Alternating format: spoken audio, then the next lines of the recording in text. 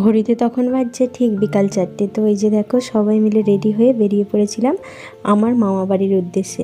তো রাইসোনা, মা, আমি, বাবা চারজনে মিলে যাচ্ছি আমার মামা বাড়ি। তো বড়মশাই আজ ড্রাইভার, শুধুমাত্র আমাদেরকে বাসে তুলতে যাচ্ছে। তো দেখো বাসে উঠে পড়েছি। তো আমি আর মা দুজনে পাশাপাশি সিটে বসেছি, আর রাইসোনা আর তার দাদার কোলে পিছনের সিটে বসেছে। তো এই জন্য আমাদেরকে মন ভরে দেখে যাচ্ছে। তো বাস থেকে নেমে এখন আমরা টোটো ধরেছি, টোটোয় করে যাব মামা বাড়ি।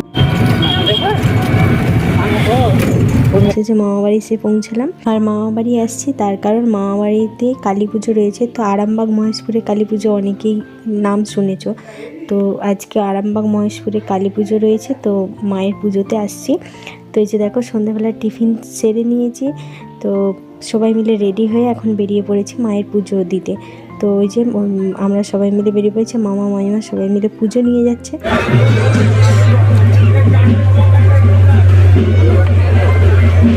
মায়ের মন্দিরে চলে আসছি। দুপাশে দেখো মেলা বসেছে, দোকান বসেছে। তো এই যে মায়ের মন্দিরের সামনে চলে আসলাম। মায়ের মন্দিরটা খুব সুন্দরভাবে সাজিয়েছে।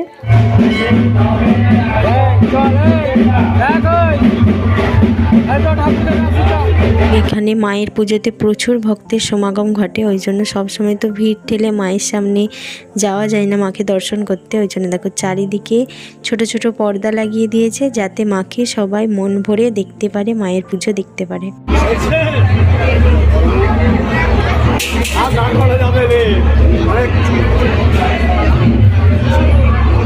তো এই বছরের সব থেকে বড় পাওয়া সেটা হচ্ছে মাকে সামনে থেকে দর্শন করে, মাকে মন ভরে প্রণাম করে আসতে পেরেছি। তো তোমাদেরও দর্শন করালাম মায়ের মূর্তিখানি।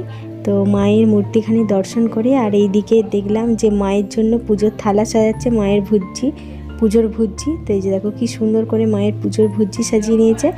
আর এই যে এইদিকে যাদের যাদের মানসিক আছে তারা তাদের পাঁঠাগুলি নিয়ে এসে এখানে বেঁধে রেখেছে।